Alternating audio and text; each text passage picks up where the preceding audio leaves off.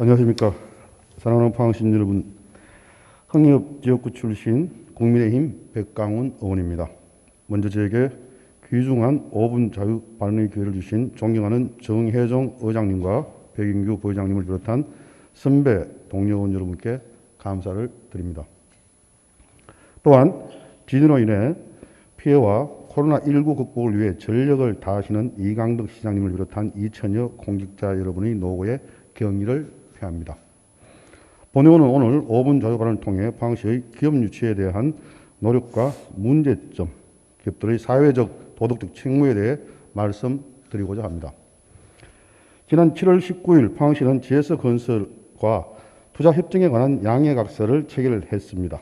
언론 보도자료에 따르면 2050 탄소 중립 글로벌 의제화로 기업이 사용하는 전력의 100%를 재생에너지로 충당하는 RE100 발전 사업을 통해 실소유자에게 공급할 수 있는 에너지 자립형 산업단지를 조성한 것으로 영일만 4일반 산업단지에 설비 용량 39.6메가와트의 수소연료전지 발전소를 건설하고 연료는 LNG로 용수는 포항시에서 상수도로 공급받아 향후 98.9메가와트급 신재생에너지를 공급할 예정이라고 합니다.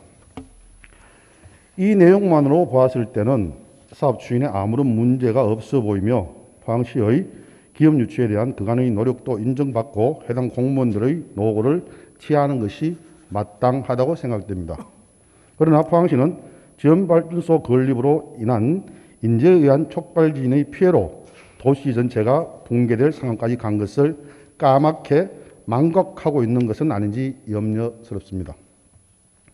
포항시 시민은 2017년 12월 15일 강도 5.4 규모 포항 지진 피해의 아픈 상흔을 조금씩 지어가고 있습니다만 피해 세대당 최소 2천만 원 이상의 재산상 피해를 입었고 하물며 지역 경제와 집가가 회복된다 해도 정작 피해 주민들은 제대로 된 혜택을 받기 힘든 상태입니다.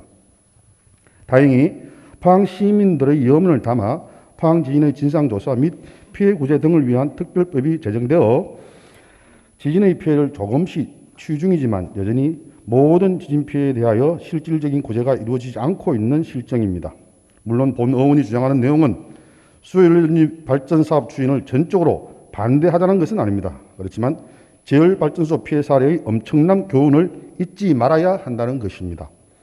재열발전소 건립이 국책 연구사업으로 포항시와 시민들에게 큰 선물인 양 선전되었으나 그 결과는 사업자의 도덕적 부재와 무리한 사업 추진, 정부의 부실한 관리 감독으로 인해 포항은 엄청난 피해를 입었고 그 피해는 시민들의 목으로 고스란히 남아있는 상태에서 또다시 같은 절차가 되풀이되는 듯한 상황에 시민의 한 사람으로 지역구 시의원으로서 참담함을 느낍니다.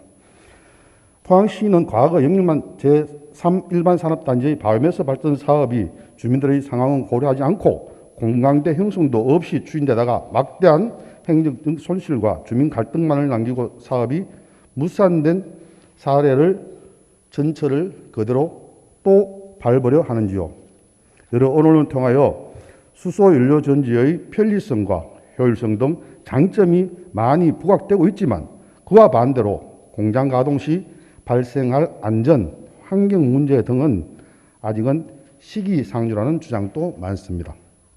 또한 석탄 화력 발전소에 비해 대기 오염 물질이 적게 배출되는 것은 맞지만 기본적으로 화석연료에 기반한 것인 만큼 일정 부분은 이산화탄소 배출이 불가피해 바람직한 사업인지에 대하여 판단하기 어렵다는 여론도 있습니다.